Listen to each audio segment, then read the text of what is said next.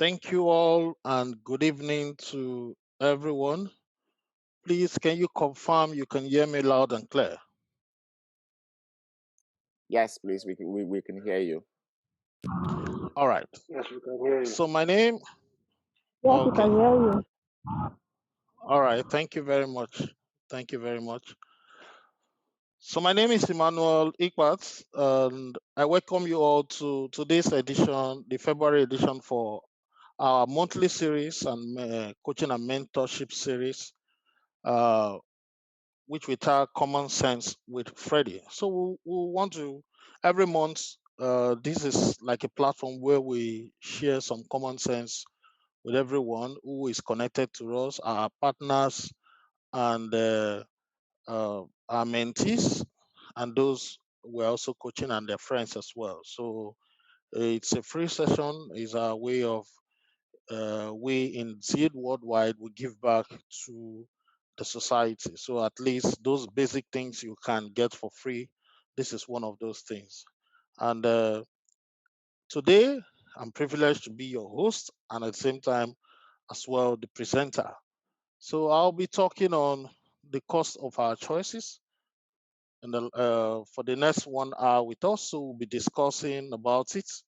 Try and understand uh, the implication or the impact of the choices we make in life. So we're going to do this in a way where everybody will learn.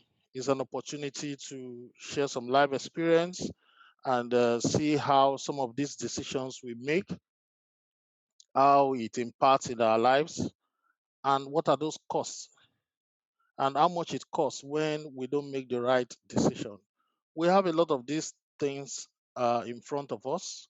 Uh, we have friends, we have neighbors, we have brothers, we have sisters that are both successful and those that somehow, when you look at their life, you say something didn't just go right. Somewhere things went wrong. So it's good for us to understand the cost of our choices because it's going to help us and guide us in whenever we want to make choices in life. So I'm privileged to be your host and your presenter as well. So today I'm just going to run through uh, our table of contents. So we're going to do it in a way where I'll introduce myself and then we'll talk about the objectives of why we're here. Then we will try to understand the meaning of choices and costs. And then I'll share my life experience, my tipping point stories, where you will see a reflection of choices, chances, and the changes that's brought into my life. Then we'll talk about what affects our choices. It's good for us to understand that.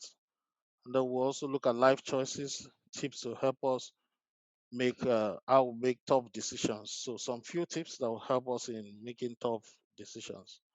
And then the final part, we'll be looking at steps to decision making. And then after which we will try to take a firm stand, which I tag call to action. And it's very important when we have series like this, where we have people participating in sessions like this. It's good for us to live here making a firm decisions about your life, making a firm, uh, taking a stand in terms of what are the action points I'm going to take going forward from here. Uh, if you don't have anything that you're going to take away from here, at least listening to what we have to share today, you should begin to go back, take a reflection about our lives, and see where do I need to make changes. Ask yourself that pertinent question and tell ourselves the truth where indeed we need to make changes in our lives. So I'll progress with meeting the presenter. My name is Emmanuel Ikpat. We live in a world where people begin to question the agenda. So I want to clearly declare here that I'm a man, I'm a husband, I'm as well father of 4 kids. So I don't subscribe to this idea of gay and lesbianism. I'm not a party to it. So I clearly came into this world as a man, and that I'll remain till I leave the world. Then the next is that at some point in my life, I taught mathematics and six physics as well. So teaching has been my hobby. My late father was a teacher, and then he progressed to become the vice principal of Yaba Metropolitan College in those days. I think that's the school they've converted to Federal Technical College now. So I started my career as being a Marine Cadet apprentice with the Nigerian Port Authority. Then after which I progressed to the Polytechnic, where I studied mechanical engineering, and then uh, got a job, and then moved on to do further programs in chemical engineering and postgraduate after that. I'm somebody that likes continuous improvement. So I don't believe that I should be stagnant in life. I just believe that there's an opportunity for me to become better. So at every point in time, when I see things that has to do with continuous improvement, things that will add value, I latch into it. I take part in it. And from time to time, I also see myself that I'm a great influencer. So because of that, I also try to talk to youths, try to tell them about some life experience, believing that it's going to make them have a change of attitude and make good use of their life and become a better person.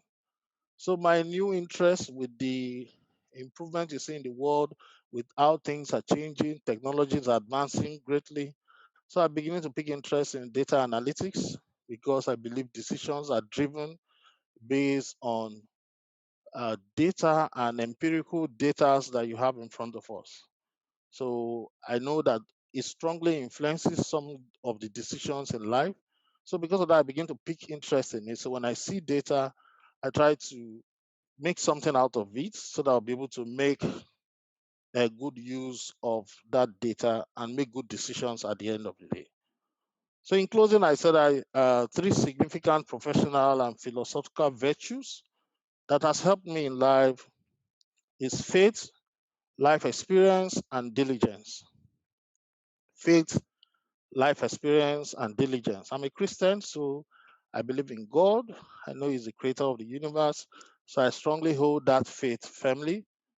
And because of life experience from my own personal self, my personal experiences, and also that of other persons. So it has helped shape some of the behaviors I live in my life.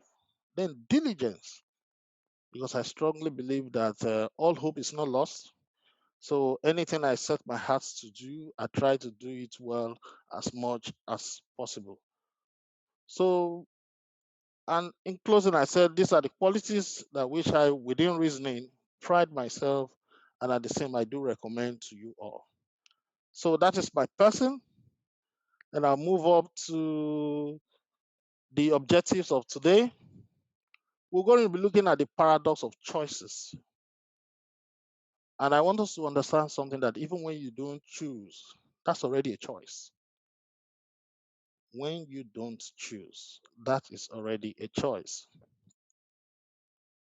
They will be able to define alternatives as different ways to achieve your goal. So if you have multiple options, you should be able to reason what are those qualities, what are those attributes you need to look at so that you'll be able to choose the best out of the alternative you have in front of us. They will be able to understand that our future success is determined by the daily choices we make. And that's true. Our future success is determined by the daily choices we make. Then we identify opportunity costs of choosing between the alternatives. So when you don't make the right choice, how does it impact you? What does that mean to your life? What does that mean in the way you do things? What would that mean with the outcome you're going to get? So that's why I continue to remind us as we go along in this webinar session that every choice has a cost. There's no such choice as free choice. That's the truth.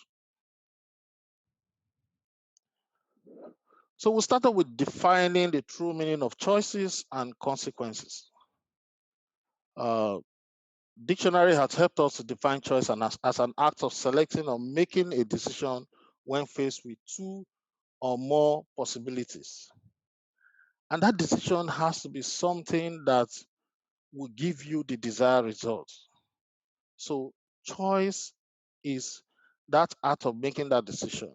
Because if you do not make that decision when you are faced with two or more possibilities, if you don't make the right decision, definitely you know the undesired outcome may be what you get at the end of the day. So it's very essential that we live our life every day making the right choices.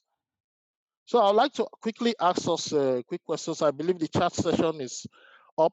Um, Wilfred, you help me out with this. So I would like to ask us, how many choices do we believe we make per day? So you go to your chat section, just write it.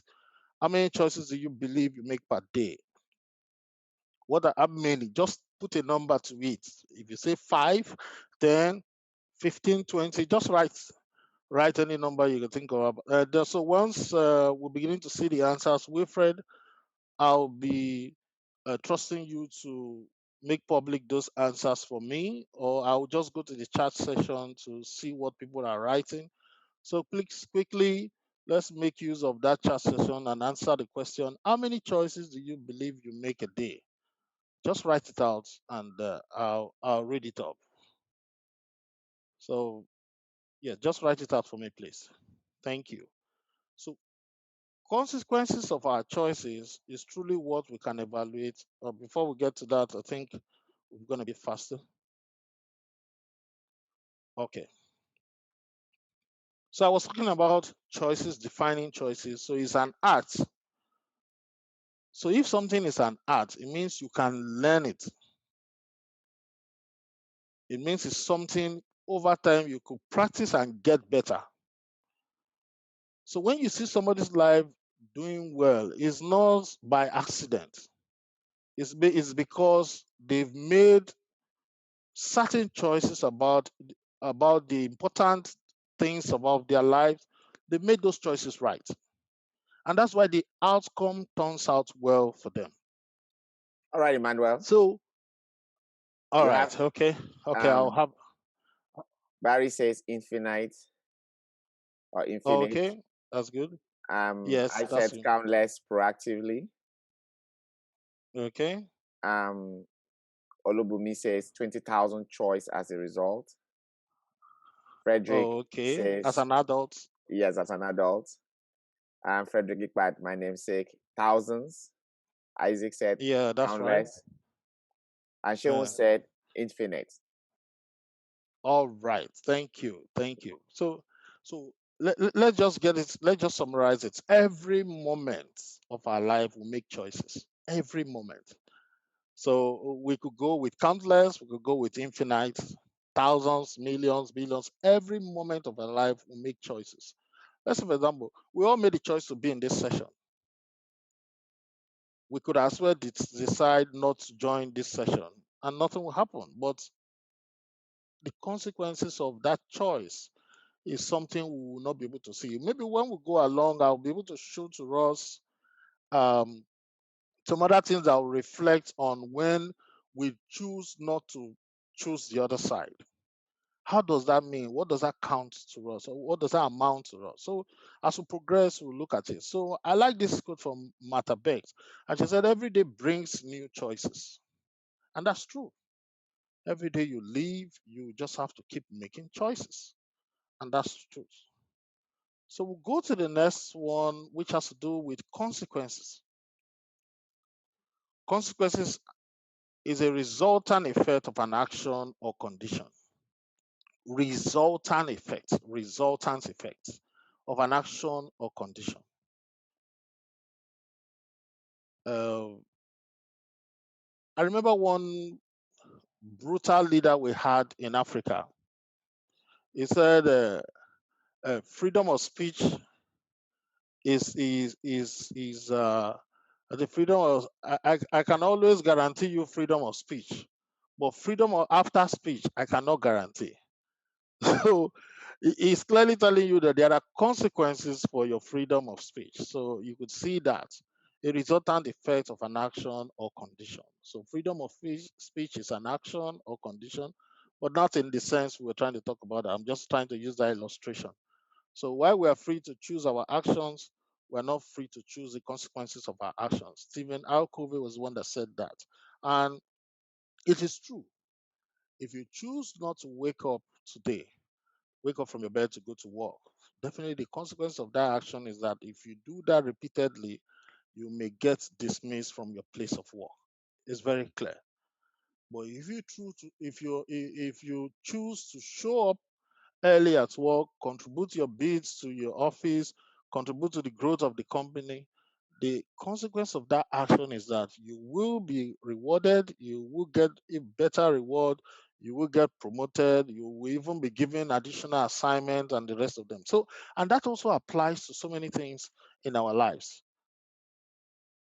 We are free to choose, but we are not free from the consequences of our choices. This is a very universal paradox, and it's very clear in the way we live our life every day. And this thing resonates around us every now and then. So many things happen around us, even when you're growing up. If you look at the lives of your siblings, look at the lives of your of close ones, associates, even movie stars, social media, you see a lot of things that people do. There are great consequences for those things. A recent one that trended recently was where a young lady tattooed a social media influencer in a negative way on her skin, and she came back saying that she didn't get a recognition from that social media personality. And at the end of the day, her father has disowned her, and she was crying out. I didn't get anything for it. You did not send me money. You did not do anything. So she has chosen to do something that goes against the beliefs of her parents. And the resultant consequence of that action was that her father said, "You are no longer my child." So people need to really be careful when they're making choices. When you're making choices, be rational about it so that you don't live with consequences that you do not support. So I advise people a lot that we have to live a life with care. If not, the consequences of our actions may be things that we do not like at the end of the day. Then the last part is talking about cost. And I summarily said the consequence of of our choices is truly what we can evaluate as a cost to us. And I try to do a reflection of I try to picture some of the things we do while living on this earth. So the picture you see on the right shows where there's no water coming out. Let's take, for example, even in the political space, we vote politicians to power and we expect them they should provide basic needs.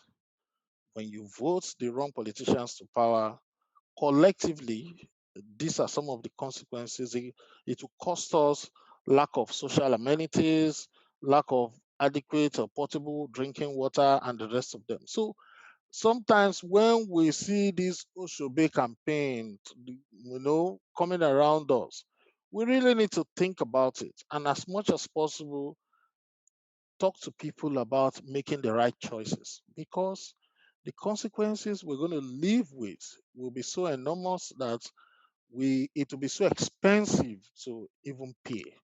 And we're going through that even in the political space in our country. A lot of the things that are happening, they are too expensive to bear. People have lost children as a result of some of the decisions we made 4 or 5 years ago. So please, I just want to challenge us that we should understand that for every choice we make, it is very important we know that we should be ready to face the consequences. And sometimes the consequences may be so dire and so expensive because every choice has a cost. And like I said earlier on, there is no such choice as a free choice. So let's face that reality and let's understand that reality as well. Because it will help us to be able to make the right choice. So you can imagine when I wanted to close on this slide, I just wrote down there, I said, some people create their own storms, then get upset when it rains. Just like somebody getting angry that, there is no water.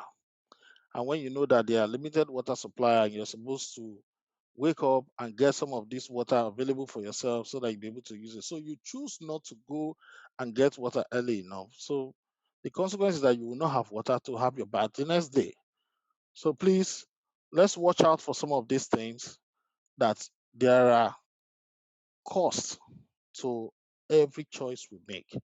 The cost may be a cost with benefits, the cost may be a cost with pain. And we only pray and desire that for every choice we make, it will definitely end up as a cost with benefit for us. So I'll quickly share my two tipping point stories. So I have two stories to share with us. These are real life stories about myself and how I grew up, the kind of choices I made in life, and how it helped the chances I took or the chances I took advantage of, and the changes those choices brought to my life. So the picture you have here is a picture of where I grew up. I actually sent somebody to take a snapshot of it. The guy couldn't get me a good shot, but when I went into the night, I saw a good picture of what I wanted. So this picture you see here, where I stayed is facing the street. So the person just stood in front of our house to take a snapshot of this street. This is Akpeno Street in Olode, Apapa. That's where I spent the later part of my teen age when I was staying with my uncle. But just before that time, so as a little boy, when I was growing up in primary school, I had the privilege to go visit my elder brother at work one time. So he took me on board the ship. He was working with the defunct National Shipping Line. So he took me aboard the ship, and I was so fascinated when he took me around the ship, showed me the engine room. And just a young boy in my primary three or primary four. If you ask me what do I want to become, I cannot really say what I wanted to become. But he took me around. I saw how engineering was put into practice. The whole pipes, engine. It was so fascinated. I was so fascinated, and when I came back to the cabin, I so enjoyed it. I didn't want to leave. So every time when he wants to go to work, I want to go with him. So he would take me down to the engine room, and I would just sit down watching things, hear alarms here and there. And from there, I caught the vision of becoming an engineer. So because I was so fascinated by all what I saw. So I moved on in life, primary school, and I got into secondary school. And straightforward, I knew clearly I wanted to do science. So just to pursue my engineering ambition, I just stayed on in science. And when I finished, um, JAMB did not come through, WIAC wasn't coming through. So I had to pick up an apprenticeship training with the Nigerian Port Authority. So that's where I started my marine cadet career from. So, but what am I trying to say? Um, that opportunity I had to be able to go see some certain things, they informed and shaped the decision I took to stay on to do engineering. So after secondary school, I had a part-time job working for a shipping company, which was called Umako Nigeria Limited. It's defunct now, along Boma Road. And the company wanted to close up, so another company was to start up. And then my boss then told me, because of the way you work, because of the way you do things, I've penned down your name to be among those that will be staffed and moved to the new company. So as at that time, my starting salary would have been like 6,000 naira. I'm talking about far back 97, 98, 97, 98. So without mixing words, I just told him, sir, I really appreciate what you want to do for me, but I'm not interested in the job. The man just went mad. He threw all the papers on the table at me. He said I should get out of his office, that people are begging to lobbying him to include their names.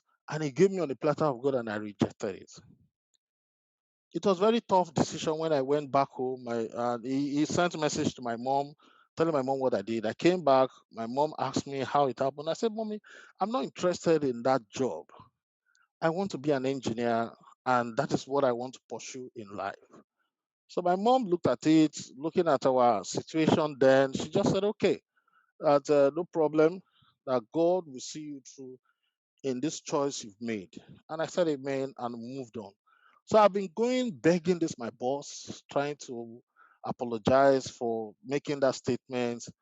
He refused. I remember one time I went to where he used to sit out with some friends and they were drinking and I knelt down. I started begging him that I'm sorry, that is not what he thought. So the friend asked him, what does this boy want? He said, can you imagine I gave him a job and he rejected it? The friend had told and said, if this boy wants to go to school, all you can do is just support. Don't destroy his dream. And he looked at me and said, okay, you can come the next day and start work again. I left. I was happy. But not too long, I got admission into the Polytechnic and I moved on. I spent a total of 5 years in the Polytechnic and I came back just to come and say hi. That new company that they would have employed me with a starting salary of 6,000 naira. 6,000 naira at that time, I could rent a flat in Olodia Papa. I could start up a life, at least averagely decent life. But I chose not to accept it because that wasn't what I wanted in life. But it came with some pain as at that time. But because I had a bigger vision of what I wanted to become in life, didn't see that as a pain. I rather just moved on and said, no, I didn't want it. So it was a tipping point in my life. And then before I got admission, I wrote the Polytechnic Jam. Um, and I want to share this very quickly. The week before the exam, I lost my mom. It was actually on a Wednesday. And then I had exam to write on Saturday. I did not know my Jam center is where I will write the exam. So I had to go to Jam office to get all those information. Eventually ended up at the special center. I wrote the exams, with a lot of burden in my heart. Who is going to sponsor your schools and the rest of them? But I still went on to write the exams. And then when I finished the exams, and that's why it's good when you find yourself in difficult situation, it's good for you to ask for help. It's good for you to ask for help. Stretch your arms when people want to help you. Don't just feel that you want to show, don't try to show people that you can do it without them. It will never work. Why do you want to stress yourself when you can ride on people's support and go faster? So when I went back to visit my elder brother, and they talked about, so what next? Mom, she's late and she's been buried. So what next? I said, well, I wrote the polytechnic exams and these are my scores. They said, what school? And I mentioned the school.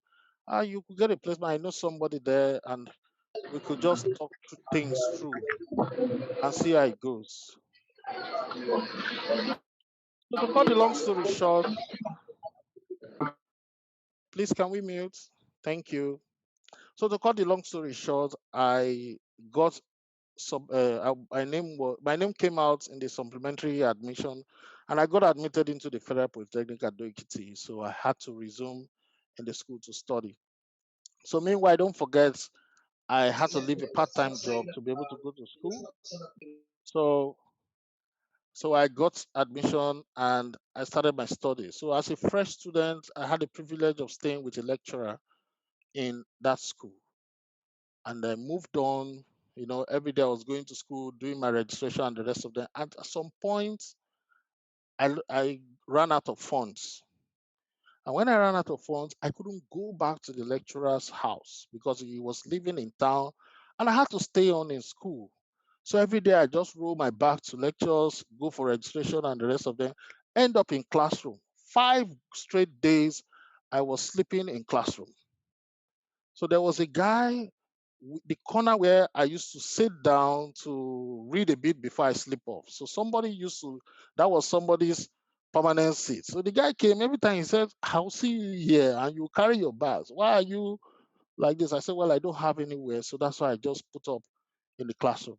So he said, no, just follow me home now so that you can drop your bag and ease yourself this stress. So cut the long story short, that guy ended up accommodating me. And as conversation went on, I now discovered that he knows a lot of my friends. He grew up in our neighborhood in Olodia Papa. I knew his secondary school, and somehow we just connected like brothers. So why am I sharing this? Because sometimes when we make choices for our lives, we just want to have it all worked out and see that it's totally worked out before we make those choices. You will be faced with situations where you want to make some certain choices. You don't have the solution. But the truth is that you you just have to make that choice and begin to walk your way through to the solution. So if I did not tell my boss that I wasn't interested in that job, I went to the polytechnic, spent 5 years, and when I finished, went back to that company just to say hi and tell them I've graduated if there are opportunities. I was shocked to find out that my boss and the company were struggling. So I left. Immediately I finished school, by the grace of God, I got a job and I have to travel abroad. And then I came back. I went back to the company just to say hi and share my testimony with my boss. The next time I found him was he was sitting with the security. I said, this is a boss that had big office and a lot of things at his beg and call, and all that gone within 6 years. So when I saw him, we exchanged pleasantries, and he looked at me and he just said, "Child, this life. This is how I will have ruined your life thinking I was helping you." So for him, 6 years ago, providing me a job was a help.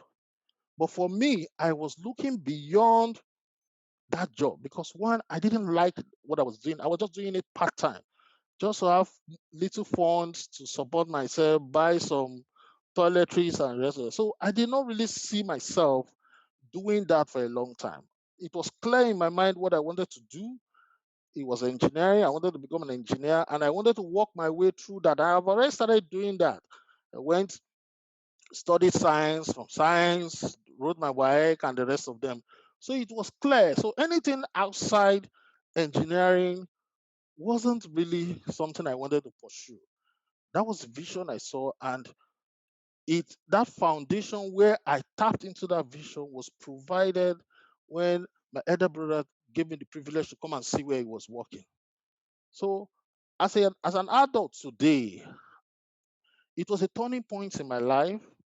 And because of that, even when I have siblings come to visit me, little kids come to visit me, I try to bring them, get the necessary approval where I work for them to come and see because you never can tell who you might be influencing by providing that opportunity for them to tap a vision into what they want to do in life.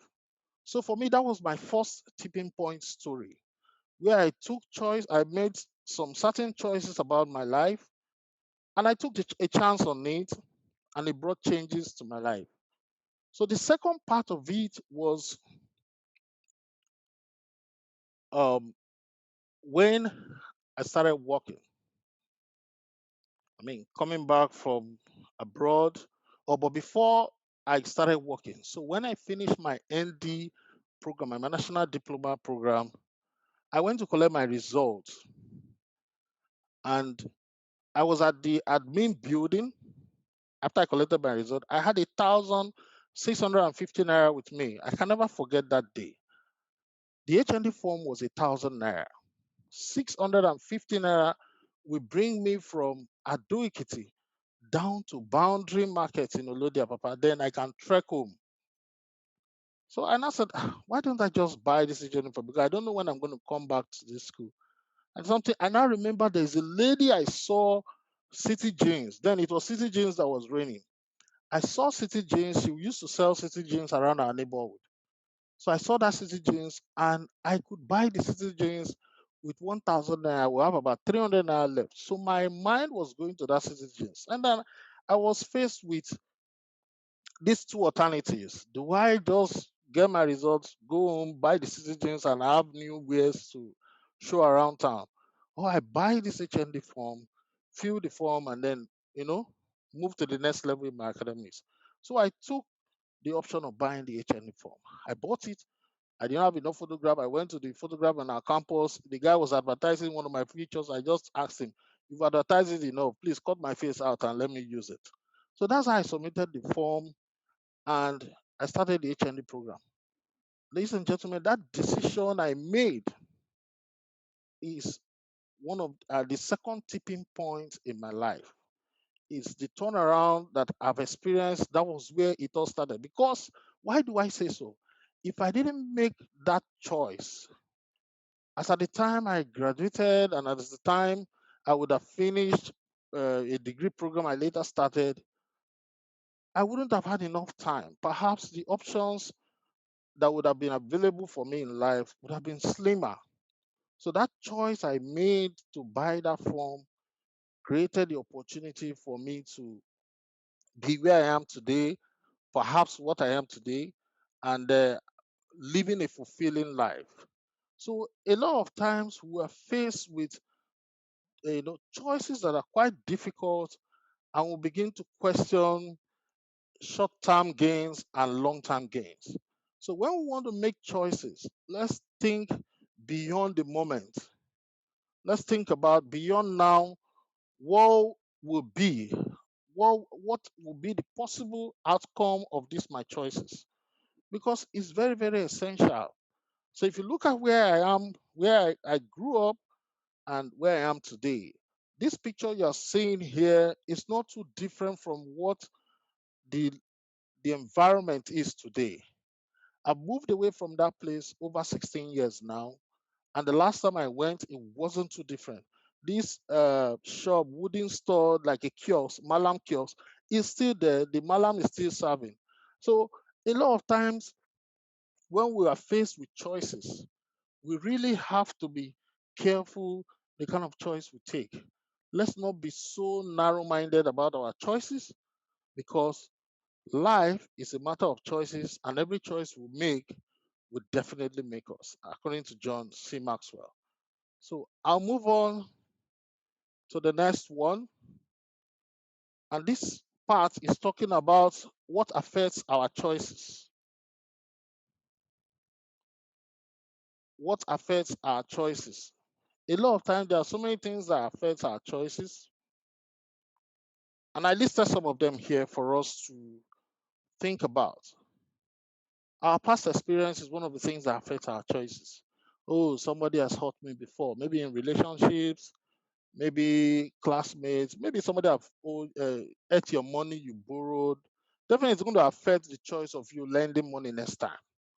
Our goals, what do we really want? In my own situation, I wanted to be an engineer, and anything outside that, I wasn't interested in it. I could only see the engineer's vision. That was clear to me, and I was pursuing it with so much vigor. So things like that, your goals may affect your choices and how much we think or we don't think. Some people, if you just place a small option in front of them, they just take a decision. And then when you bring a second alternative option, they not discover that they've made the wrong decision. So how much they can critically think about things affects their choices because they don't want to think deep about the possible consequences of that choices. How much research we do, you want to go to a university, you want to gain admission into our institution for the youth, young lads among us, how much did you research about the school you wanted to go to? When I wanted to go to Federal Polytechnic at Ekiti, I did a lot of research. I asked people questions. How is the school? How is the department, mechanical engineering? How is the course alive? How is life there? Because I needed to get all those information to be able to uh, resolve to myself that I'm making the right choice. Our age is also some of the things that can affect our choices. And how does that affect our choices? Just like somebody who is a lecturer is retired at 60 and he wants to go back to become a sprinter. How is that possible? So because he had enough time when he was younger to go into that sports, particular sports. Our cognitive bias, our belief system, your belief about something. A young a young friend was sharing with me that she wanted to rent a small portion of land to do a business. And because of the tribe where she belonged, nobody wanted to give her a small portion of land to do business. Because they say people from that tribe, they don't give up the land after when they stay there to establish their business. So it's a bias some people already have, and it affects how they make choices about investment. And there's nothing you can do about it. You can only appeal. Our individual differences. Somebody will tell you that I cannot marry a northerner. Why? Because they behave differently. The northerner too will tell you I cannot marry a southerner because they behave differently. So those also affect our choices. Our personal relevance. And that's what's happening in our social media space. People are more concerned about the number of likes that they have on social media. People are more concerned about things that will help them trend better. That's what they choose to do. Our degree of commitment, our degree of commitment, it also affects our choices. And I want us to understand that we miss 100% of the shots we don't take. Wayne Gretzky was the one that told us that. And that's true. So if I have two options and I choose option A, already I've missed 100% of option B because that's the shot I didn't take. So we need to understand some of these things that they affect the choices we make in life. And what are those life choices? What are the tips that will help us to make tough decisions? One, we need to look beyond the moment. A lot of time people make decisions that are short-sighted and then they live to regret it. Look beyond the moment. Look beyond the short-term gains. Look out for the long-term gains. The second one will be that we should evaluate a head choice from a heart choice. There's a head choice, something that just came into your head, and you just suddenly took a decision about it. And there's the one that stays in your heart, resonates for a long time, and it helps you to make informed decision. So a head choice and a heart choice, you need to evaluate between them. Head choice versus heart choice. A lot of people make head choices. Critical thinkers make hard choices. And also think about if you could survive if you don't make that choice or the choice you made if you're disappointed in it. Can I survive? This choice I've made, if it doesn't go well, will I be able to absorb the shock? There's some people that cannot absorb shock. So it's good that you should have some of these tips so that it helps you to make the right decision. Respect the effects and influence of others. It also helps us to make the right decision. Respect the effects and influence of others. Don't think about yourself alone when you're making choices. You cannot say, I don't care. It doesn't concern me. That is not a good way to make tough decisions. And the last one, we should go with what you know. Somebody cannot ask you, do you want to go abroad? You say yes. I say, oh yeah, get your dress, let's go.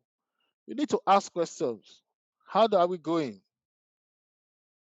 And then when they begin to tell you, we are going through Sudan, we'll trek, then you now say, no, I don't think I want to do this. So please, we should go with what we know. Life is all about choices. Some we regret, some we are proud of, some will haunt us forever. But the message we're trying to say is that we are what we choose to be. And it's very important. So we'll make our own choices and we'll pay our own prices. And that's how it works. And that's how that is really the cost of our choices. I coined this step to decision making. Is actually called the decide model. So what I talked about earlier on, or what I've been talking about, falls around these six uh, pinnacles, or which we call the decide model. One, we have to define the problem. When you want to make a choice, you really need to define the problem. Then establish the criteria. So, all right, I want to go to the higher institution.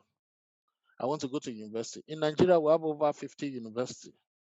So what are the criteria? I can't say I want to go from, I live in Lagos and I want to go and school in Sokoto. I mean, you need to be rational when you are making such kind of decision. What are the criteria? Why are you choosing Sokoto? Is there a scholarship opportunity? Will I have the fundings, the required fundings to be able to support my study over there? The third one, which is C, is consider all the alternatives. So what are the alternatives I have? What other alternatives do I have? The University of Lagos close by, there's other institutions nearby. Can I jump and hold on to any of them? The it stands for identify the best alternative. So I now have this multiple alternatives. Which of them is the best? Then the D will be develop and implement a plan of action. Okay, so if I've chosen the University of Lagos, I think I need to go around, go try and visit the school. It's close by.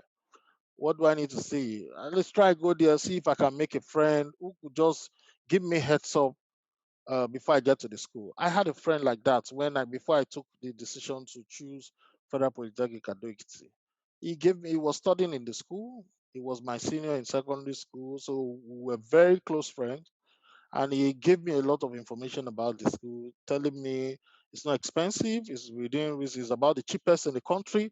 So you see, all those elements form the criteria that I used in deciding that I wanted to go to that particular school. And the last one is evaluate and monitor the solution.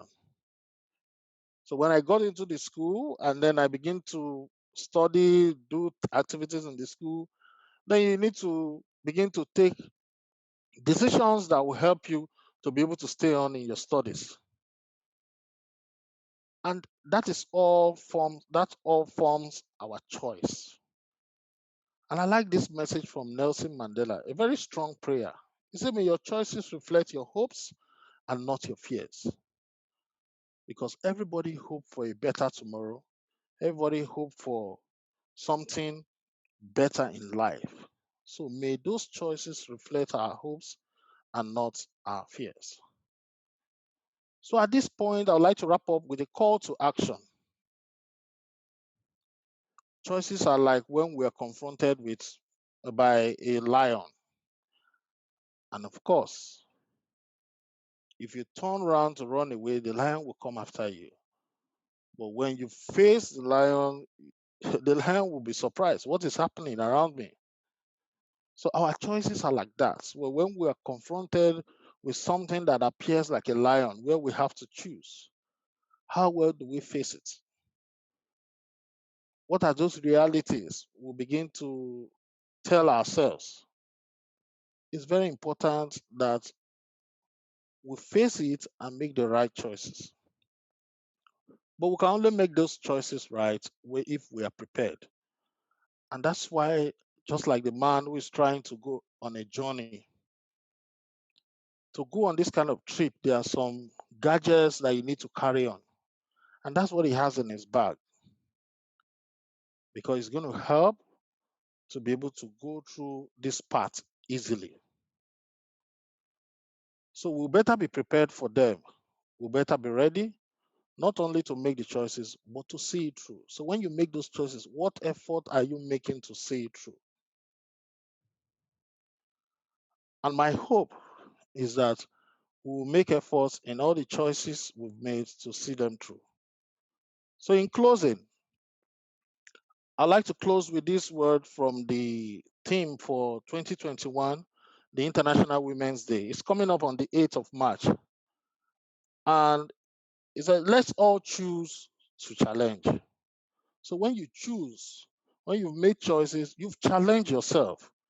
And the International Women's Day is telling us boldly, let's all choose to challenge. And at this point, I'd like to bow, say thank you. If we have questions to ask relating to cost of choices and what I've just shared with us, I would like to take it up at this moment. I'll quickly answer our questions. If you have anyone in the Q&A session, let me quickly go to that session so that I can pick out the questions we have. Thank you all, and we can ask our questions at this point.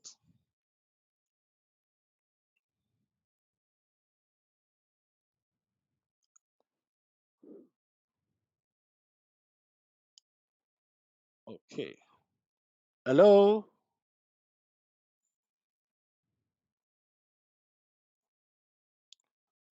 Hello. So, so can we unmute and ask our question, please? Wilfred, can you help me with this? Yes, thank you very much, Emmanuel. Very quite insightful. Please signify by raising your hands. We would like to hear you speak. Feel free to speak. Um, this is a family. Like he rightly stated, any question relating to what he has shared. Perhaps you might have some other question that you've been trying to reach us. Um, we can have some thoughts together to share. Bayo Adeleke, go ahead, please.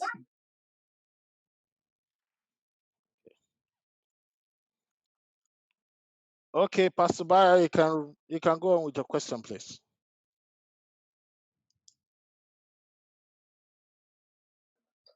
Yes, I think it's me. thank you very much. Thank you very much for this timely lecture. I think this lecture is for me. I am very very happy to be part of this course. Is a call for action for somebody like me. I've actually Okay. typed my question. I have two questions. Question one is that Okay. I discovered that sometimes when we make some choices, people tends to think we are over ambitious, as in our choices must correspond to what we can achieve per time. Like somebody that you just you choose to achieve something great in life, and you are working towards that. When do we say our choices is over ambitious? That is my first question. Then my second question is that um, I want to believe choices are better made in some client than in a situation whereby the system of our countries is really limiting our choices. How do we cope in a situation whereby the system of the country where we live is affecting our choices per time? Thank you very much, sir. Okay.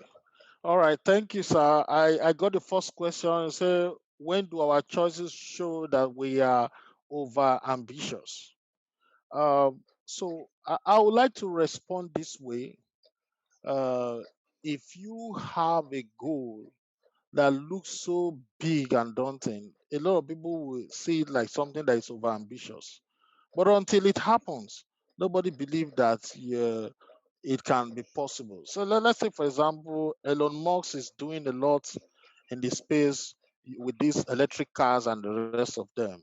Even though they've talked about it in the past, over 50 years ago, as at that time when the discussion around electric car came up, some people think that you're only running mad because it's not possible. Where are you going to charge it? Where are you going to do this? Where are you going to do that?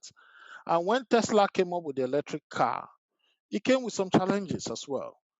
And those challenges means that you have to, the frequency of charging was a bit high.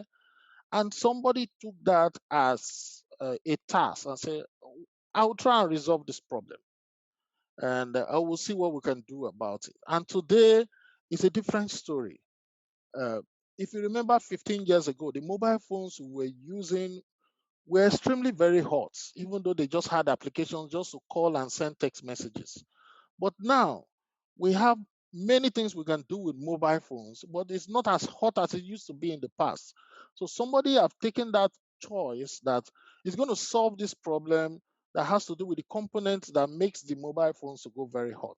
So I will not say there is any point where our choices is a bit over ambitious if we have a personal and clear roadmap on how we want to do this. Okay, so I'll give you an example again about my life.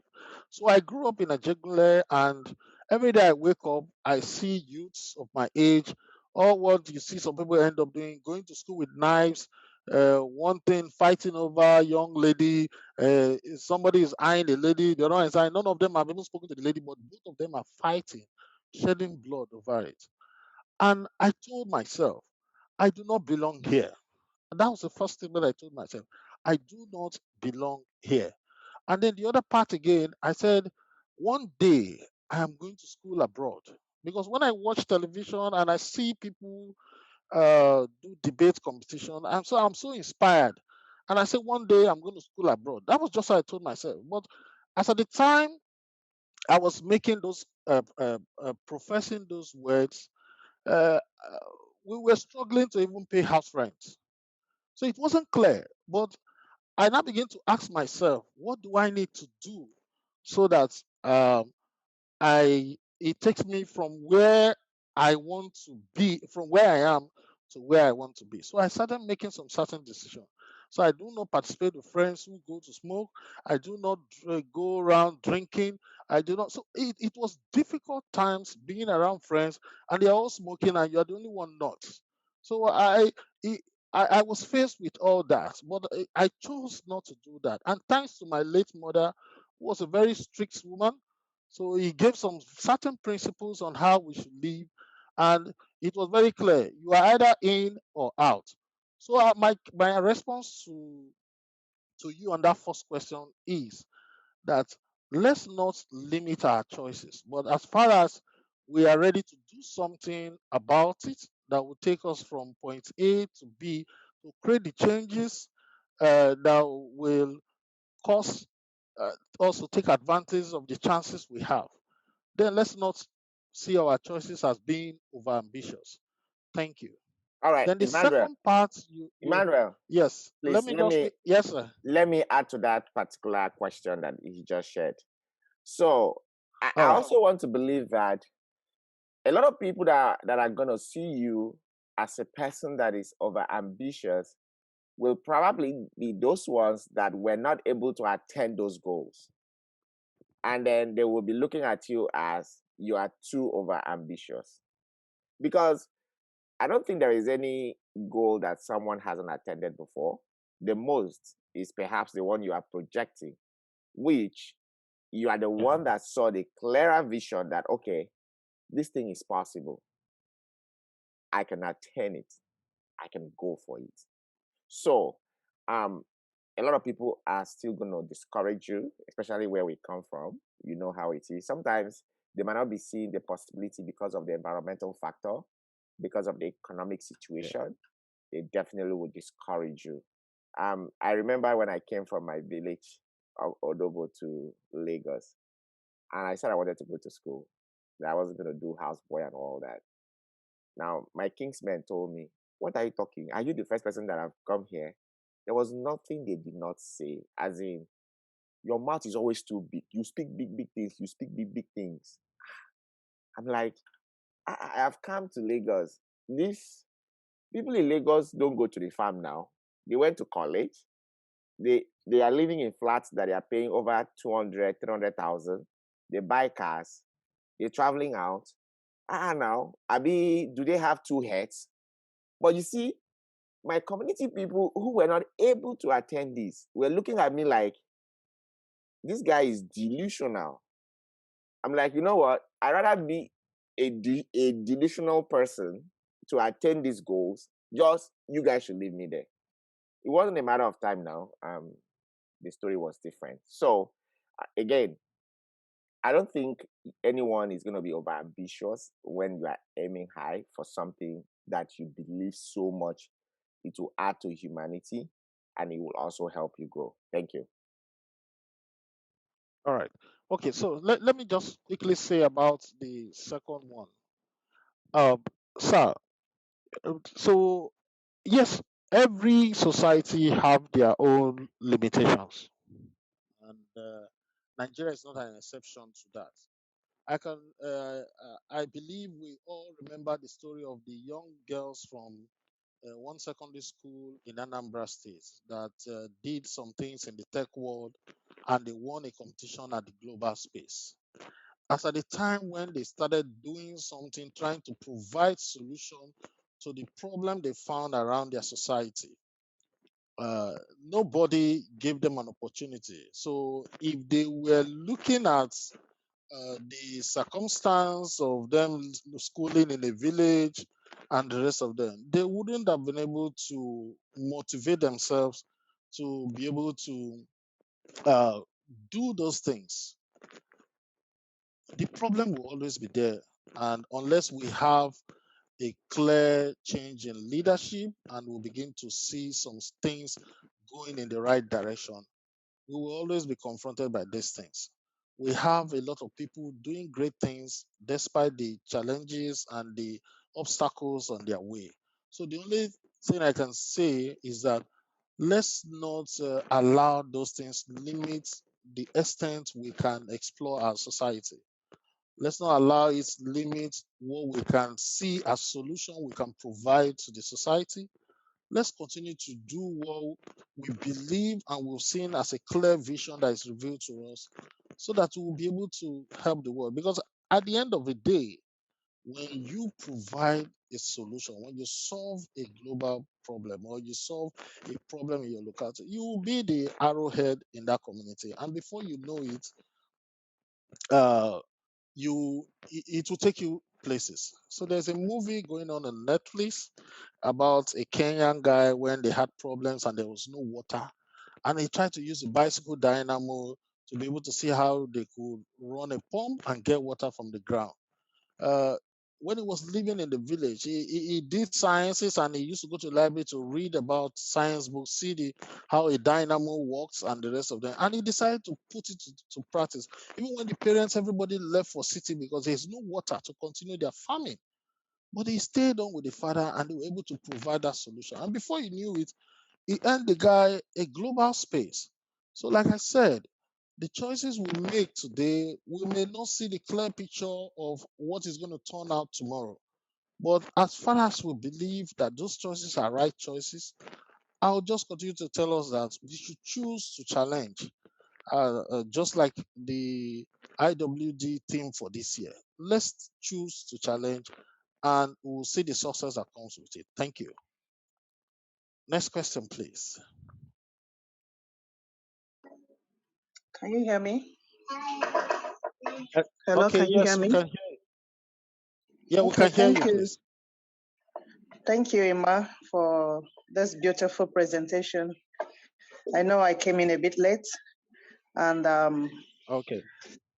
My question is, listening to you, you know where we are coming from. Hima actually is my school Yes. father. We went to the same secondary Oh. school and he was my senior.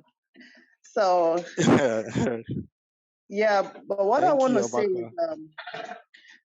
many of our youths today, everybody's story is different. Mine can be, Yeah. likened to your own experience. Yeah. Most of us don't get to be presented with what we have passion for and what actually we want to do because of the kind of environment and the challenges facing us. But some of us just grab opportunities that come our way, and you find out that you have not discovered, most of us have not discovered who we really are. Now, the question is, like, here we used to have a guidance counselor or career counselors who will kind of direct you to, what is, your line and what suits you best. But it's a challenge to many of our youth. We don't get to discover ourselves. I want you to throw more light on that area. What do we do? Somebody once told me, when I told him I'm not doing what I enjoy doing. I'm not getting the jobs I want to get, the things I really like doing. He said, like what you are doing. So most of us, just because of our background, we like what we are doing because we can swim every water and we survive because of the ruggedness we have. How do we do when you find yourself in such position? I don't know if I'm putting my question right. How do you discover yourself, and when you are not faced with those opportunities that are in line with what you really enjoy doing, what do you do? I don't know. Okay. All right. Thank you very much, Amaka, and thanks for joining this session. So I like as much as possible to whenever I am confronted with some certain questions, I will first of all share what I did that helped me in a way. I know that there's no one size fits all solution when it has to come with choices, but you could also have a framework that you can use like a guide. So I'll just tell you an experience I had. So when I was in Nigerian Port Authority Training Center, my ambition was to get into the MPA trainee program because they pay the trainees, and at the end of the day, when you finish, you end up as a staff of Nigerian Port Authority. So I pursued that program with so much vigor. In fact, at the bottom of my heart, I just felt that I've had it all because a member of that panel, the chairman of the panel that viewed me, happened to be the father of my secondary school mates. So when I saw the man and I was so happy and excited, I tried to let him know that I know him. He asked me where. I told him that myself and the daughter were the only ones that passed Federal Government College in our primary school, and he was the one that drove us to the exam center where we did the interview. So he was shocked. So the interview went well, and I went home thinking that all is set. Results came out, and I didn't find my name. So I had to go meet him, ask him what happened. And he just looked at me and said, "Son, I just advise you to move on in life." As at that time, why I just released my results, feeling bitter that I lost a great opportunity that could have helped, put things in the right perspective for me. So I was faced, university jam has closed, so all I had was the polytechnic jam. So that formed the bedrock how I ended up in the polytechnic. So I had to quickly go to jam office, bought the form, filled it, and submitted it. I think that was about 2 days to the closing date or so. Filled it and submitted it. It wasn't what I wanted as at that time, but with the available options before me, university jam has closed. So what was in the market was the polytechnic jam. If I don't do it, I have to wait another 1 year to be able to write the matriculation exams. So those were the options available to me, and I had to decide what to do because MPA was gone. So a lot of times we get ourselves in that situation where we think that what we find ourselves doing may not be where we want to be. Yes, it's correct. But how well have we done what we're doing at the moment? When I was in MPA training school, I was lecturing people writing city and gates mathematics.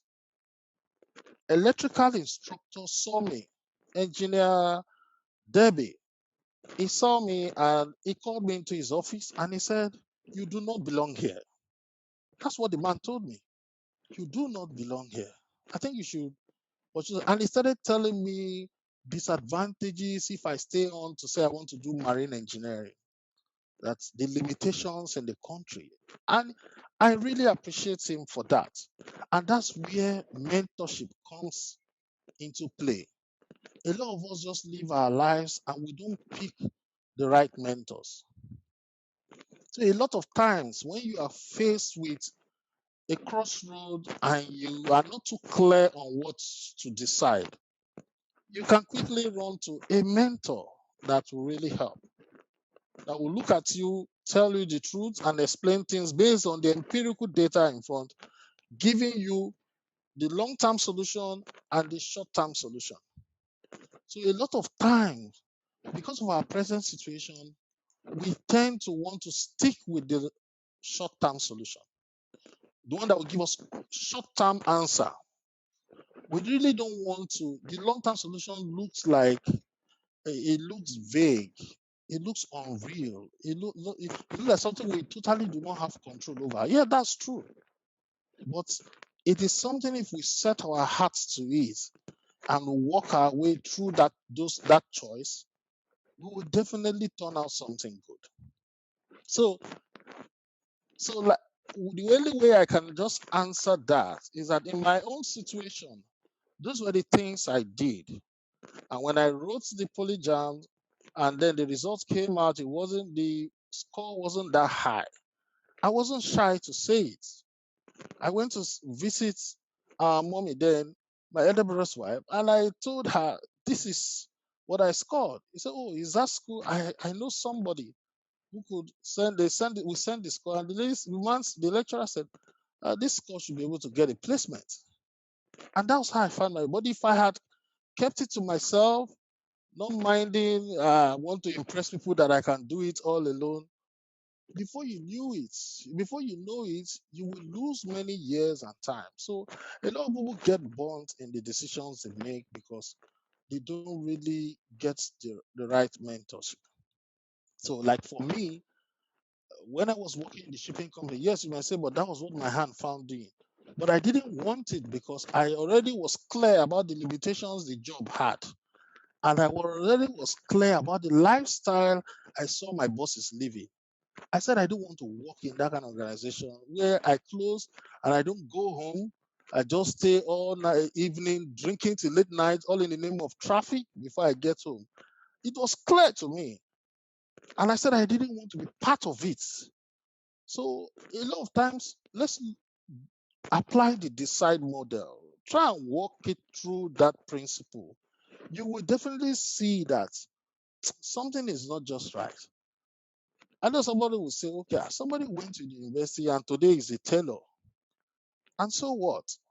People are in university graduate into fashion design that are doing well.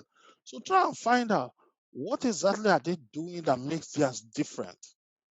They may be taking advantage of the social media space. They may be adding some finesse in the way they package their sewing. And that is it. The tailor that sewed this dress I'm wearing lives not too far from me. But I see the way he sews the dress and packages it, sending it to a boutique in Lagos. And this same dress will be displayed in that boutique for 3 times the amount, and people will buy. So we need to really understand this. Yes, you may say find joy in what you're doing. Yeah, that's right. But that is what you are doing. Where you want to go, how are you going to work it out? Yeah, I've always wanted to go to university. When I was in Federal Polytechnic at Doikiti, I got admission into the University of Lagos. Pastor Bayer will testify to that. I was running both programs, shuttling between Adoikiti and Lagos. And when a better opportunity came and I had to move on, I had to suspend the University of Lagos because I couldn't meet up. My job was demanding a lot and I couldn't meet up. But what was the next alternative for me? I said, okay, what am I going to do? And I went onto the net, looking at schools and the rest of it, and I found a university in the UK that I could run a program. But the only thing is going to cost me money. So I was shuttling Nigeria and UK just to have a degree. And today I'm happy I did that. So this thing is dynamic. It may not be totally clear for us. Let's not be pressed by the situations we find ourselves. Let's continue to make the right decisions, regardless of where we find ourselves or what we are currently doing. But because you are doing it right and making those decisions, gradually it will be taking you to where you ought to be. So, Amaka, I believe I've been able to shed some light with my response, but we could take it offline. You could just chat me up. We could talk about it and see how it goes from there. Thank you. Thank you, Masha. We do more. Yeah. All right. Okay. Amaka, just Can I so I take? should add up to you, I should add something to that, just in case to others that may not know. That singular reason is why we came up with Zit Worldwide. And I was thinking the same in the same line, just the way you are thinking, Amaka. That sometimes a lot of people are lost out there and they need some guidance and they need some, direction to know where to go. And many a times they are not able to open up to people that are so close to them. They would like to talk to a complete stranger. So that's one of the aim or goals of Zit Worldwide, which Emma obviously he's a partner in at Zit. So people reach out to us for different coaching or mentorship. It's like an academy. You can have a one-on-one. You will engage a coach who will take you through a particular um, event or a particular subject that you want to have clarity. So we have a lot of clients all over the world. Some of them are listening to me. They can attest to that. And that's exactly what Zid is doing. Zid is filling that gap of guiding and mentoring and coaching individuals around the world. And we have several coaches, so several. When you go on the platform, you click, you read their profile, and then you can engage them for deeper conversation. Thank you. Thank you, Winfred. Yeah, because I just came across this program. I don't know if he's on mail or somewhere. And when I saw him, I said, "Oh, okay." So thank you everyone for turning out for today's session. We're really happy to have you on our platform. So at this point, before I call it a day, I would like to appreciate our faculty members in ZEED Worldwide. So in ZEED Worldwide, it's a coaching and mentorship academy where we try and engage people and we talk about discipline. We try and influence people in the right direction. And we are results oriented. So we're very clear about what we want and what we expect from people. So I'd like you to encourage us and to uh, appeal to us that you can go onto our website, go to Google and check ZID Worldwide and go to our website to get some more information and look at the profile of our coaches and mentors and take advantage of the service we have to offer. At this point, I'd like to thank everyone for showing up this evening. Uh, we could have as well organized this program and nobody shows up, but you've uh, taken that choice to be here. I believe you've been inspired with the stories that have been shared and the information that has been shared on this platform. And I'd like to encourage us that we should put it to action, take a decision about our life. I did that many years back about certain things I wanted to do. Of course, in the long term, it appeared as if I was losing out in the pleasures of life. But today, when I reflect back on the gains I have today, I'm happy that I made those decisions. And I would like to, by all reasoning, uh, advise us that we should take our choices very serious.